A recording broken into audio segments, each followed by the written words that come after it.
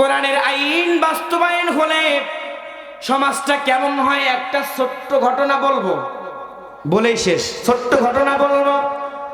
ঘটনাটি এসেছে শ্রেষ্ঠ ইতিহাসের কিতাব উয়ুনুল হিকায়াত, ইমাম ইবনুল জাওজি রাহমাতুল্লাহ আলাইহি ঘটনাটি উল্লেখ করেছেন আমিরুল মুমিনিন খলিফাতুল মুসলিমিন হযরতে ওমর ফারুক রাদিয়াল্লাহু তাআলা আনহু প্রতি রাত বের হইতে মানুষের দুঃখ দুর্দশা দেখার জন্য। আমার ভাইয়েরা, হযরতে ওমর ফারুক অর্ধজাহানের খলিফা, তিনি প্রতিদিন রাতে কেন বের হইতেন? কিতাবের ভিতরে লেখি হযরতে ওমর রাদিয়াল্লাহু তাআলা আনহু বলেন, ফোরাতের তীরে যদি একটা কুকুর না খেয়ে মারা যায়, সেই দায়িত্ব আমি ওমর আমার কাঁধে উঠিয়ে নিব। সুবহানাল্লাহ বলেন। মানুষ তো দূরের কথা, আমি ওমর বলছি, একটা কুকুরও যদি না খেয়ে মারা যায়, এই দায়িত্ব আমি ওমর আমার কাঁধে উঠিয়ে নেব। সুবহানাল্লাহ বলেন। আবার ভাইয়েরা গভীর মনোযোগ, যুবক ভাইয়েরা গভীর মনোযোগ, অল্প সময় শেষ করে দিচ্ছি। আমিরুল মুমিনিন খলিফাতুল মুসলিমিন রাতের বেলা বের হয়েছেন। হঠাৎ করে কানের ভিতরে শুনতে পাইলেন একটি ঘর থেকে গুনগুন গুনগুন করে গানের আওয়াজ। হযরতে ওমর চমকে গেলেন, কার এত বড় সাহস?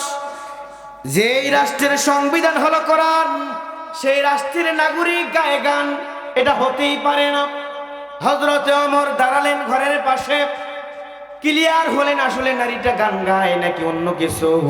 ক্লিয়ার হলেন অবশ্যই নারীটা গান গায়, প্রেম নিবেদন গান, যে গান হারাম করা হয়েছে, অশ্লীল বাক্য দিয়ে গান গায়। হযরত ওমর তো রেগে বেগে আগুন হয়ে গেলেন, তরবারিটা হাতে নিলেন, বাড়ির প্রধান গেট দিয়ে ঢোকার চেষ্টা করলেন। আমার ভাইয়েরা গেট দিয়ে ঢোকার চেষ্টা করলেন, কিন্তু গেটটা শক্তভাবে তালাবদ্ধ, ঢুকতে পারলেন না। পিছনের প্রাচীর টপকাইয়া ঢোকার চেষ্টা করলেন, ঢুকলেন। গেটে যে ঘরের মেন দরজায় গিয়ে করাঘাত করলেন, নারী এত রাতে কোরআনের আইন লঙ্ঘন করে তোমার কণ্ঠ দিয়েছ সারি, দরজা খোলো তাড়াতাড়ি, দেখো দেখো তোমার দরবারে উপস্থিত হয়েছে ওমরের তরবারি। সুবহানাল্লাহ বলেন। অন্যায় যেখানে, ওমরের তরবারি। একটা ওমর আমাদের দেশেও দরকার আছে না নাই বলেন? আরো জোরে বলেন, আছে না নাই?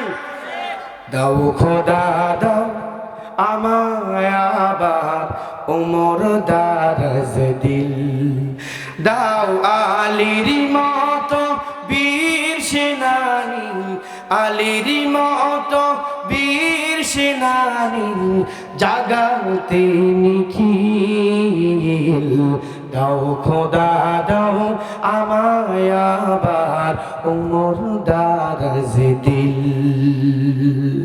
একজন আলীকে, একজন ওমরকে আমাদের দেশের জন্য কবুল করুন, বলেন আমিন। আমার ভাইয়েরা, বাবাজিরা, পদ্মার আলীর মা বোনেরা, রাত গভীর হয়েছে, আপনাদের মূল্যবান সময় নষ্ট করব না। ঘটনাটা শুনেই আমরা আখিরি মোনাজাতে চলে যাব। হযরতে ওমর বলে, ও নারী দরজা খোলো তাড়াতাড়ি, এত রাতে কোরআনের বিরুদ্ধে কণ্ঠ দিয়েছ সারি, দেখো তোমার দরজায় উপস্থিত হয়েছে ওমরের তরবারি। ঘরের ভিতর থেকে মেয়ে তো ভয়ে একদম বসে পড়েছে, বলে সর্বনাশ, এমন একজন ব্যক্তি আমার দরজে এসেছে, যেই ব্যক্তি কোরআনের আইনকে এত শ্রদ্ধা করে, সম্মান করে, কোরআনের আইন লঙ্ঘন করার কারণে তার ছেলেকে মারতে মারতে মেরে ফেলেছে, কিঞ্চিৎ ছাড় দেয়নি। সুবহানাল্লাহ বলে। মেয়ে ঘর থেকে চিন্তা করে হযরত ওমরকে আটকানোর জন্য কোরআন দিয়া কথা বলতে হবে। এবার মেয়ে ঘর থেকে বলে, আমিরুল মুমিনিন খলিফাতুল মুসলিমিন, আমি এত রাতে গান গেয়েছি, অপরাধ করেছি তোমার ভাষায়, আমাকে দলিল দিতে হবে, রেফারেন্স দিতে হবে, আমি কোরআনের কোন আইনকে, কোন বিধানকে লঙ্ঘন করেছি। আমার ভাইরা, হযরতে ওমর রাগান্বিত হলেন, মেয়ে একই তো গান গেয়েছো, আর একটা অপরাধ করছো, আবার দলিল যাচ্ছ, তুমি কোরআনের বিধানকে লঙ্ঘন করেছো, তুমি কি কোরআনের আয়াত পড়ো নাই? মেয়ে করে পড়তে পারি কি পারি না সেটা ব্যাপার না, কিন্তু আপনার কাছ থেকে জানতে চেয়েছি আল্লাহ কোরআনের কোন আয়াতে গানকে হারাম করেছেন? এবার হযরতে ওমর বলে, শোনো নারী, আল্লাহ রাব্বুল আলামিন বলেছেন, অমিনান নাসি মান ইয়াশতারি লাহওয়াল হাদিস লিয়ুদিল্লা আন সাবিলিল্লাহ।